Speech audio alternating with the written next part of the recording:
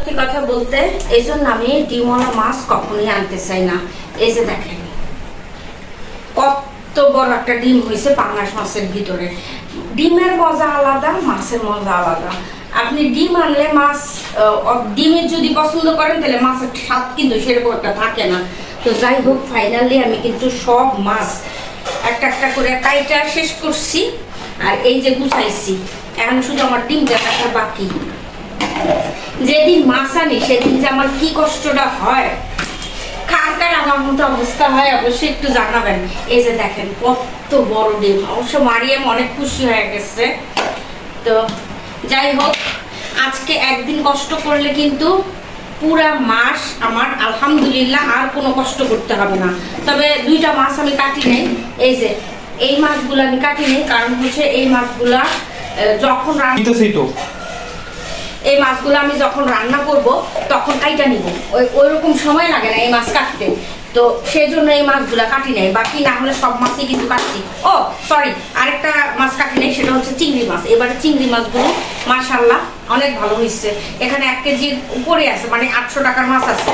তো যাই হোক, আমার মারিয়াম খুশি হয়ে যাব, খুশি হয়ে গেছে। মারিয়াম মাছ দেখা অনেক খুশি হয়ে গেছে যে ওর চিংড়ি মাছ আসছে, তারপর মাছের ভিতরে ডিম হয়েছে। তো বাচ্চারা খুশি হলেই আমি খুশি, আমার এত সমস্যা হয় না।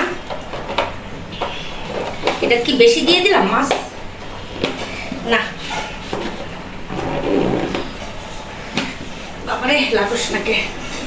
আর আমি মাছ সবসময় বক্সে রাখতেই পছন্দ করি, পলিথিনে রাখলে বের করতে ঝামেলা। আর এই যে লইট্টা মাছ পলিথিনে রাখলে মানে যেমন ঝামেলা, আর আমার কেমন জানি মনে হয় যেন ফ্রিজের ভিতরে গন্ধ ছড়ায় যায় মাছের। বক্সে রাখলে আপনার বের করতেও সুবিধা, আর মাছের গন্ধটা না তেমন একটা ছড়ায় না।